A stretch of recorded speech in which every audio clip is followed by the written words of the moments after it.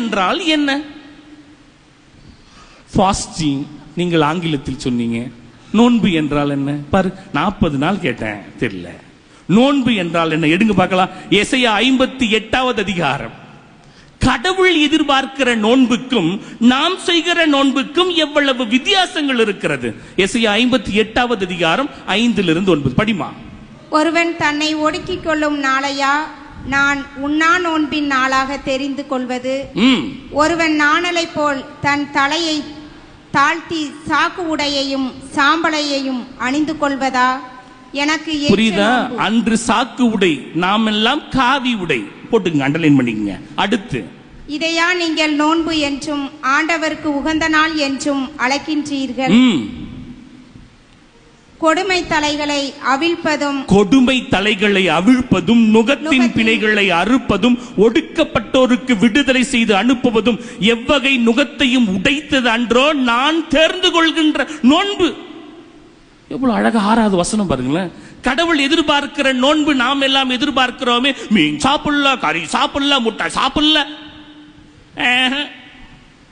உண்மையான நோன்பு பாருங்க, கொடுமை தலைகளை அவிழ்ப்பதும் நுகத்தின் பிணைகளை அறுப்பதும் ஒடுக்கப்பட்டோருக்கு உரிமை வாழ்வு கொடுப்பதும் அன்றோ நான் எதிர்பார்க்கிற நோன்பு. 7வது வசனம் இன்னும் அருமையா இருக்கு பாருங்களேன். பசித்தோருக்கு உங்கள் உணவை பகிர்ந்து கொடுப்பதும் தங்க இடமில்லா வறியோரை உங்கள் இல்லத்திற்கு அழைத்து வருவதும். முடியுமா? முடியுமாமா? முடியுமா? உண்மையை சொல்லுங்க. நான் கூட தான் சொல்றேன், தங்க இடம் இல்லாம ஏமா ரோட்ல பத்துறீங்க, எல்லாம் என் ரூம்ல வந்து படுத்துக்கணும். என்ன சொல்லுவாரு எங்க பங்கு சாமியாரு? நீ முதல்ல பொட்டி எடுத்து வீட்டுக்கு போடான்றார். ஆனால் இருப்பதை அவர்களோடு பகிர்ந்து கொள்ள சில காரியங்கள் நம்மால் முடியுமே. 2 வேளை கட்டிட்டு ஃபாஸ்டிங்னு காலையில சாப்பிடாதவங்களாம் கை தூக்க வேணாம். வேணாம் வேணாம் வேணாம் வேணாம் வேணாம். அந்த 2 இட்லியும் கெட்டி சட்னியும் வடையும் என்ன பண்ணீங்க? மிச்சம். அவ்வளவுதானே. காலையில நம்ம சாப்பிடல, நிறைய பேர் சாப்பிடல, உண்மைதானே. எல்லாரும் முகம் வாடி இருக்கு பாருங்க. அந்த கெட்டி சட்னியும் இட்லியும் வடையும் எங்க?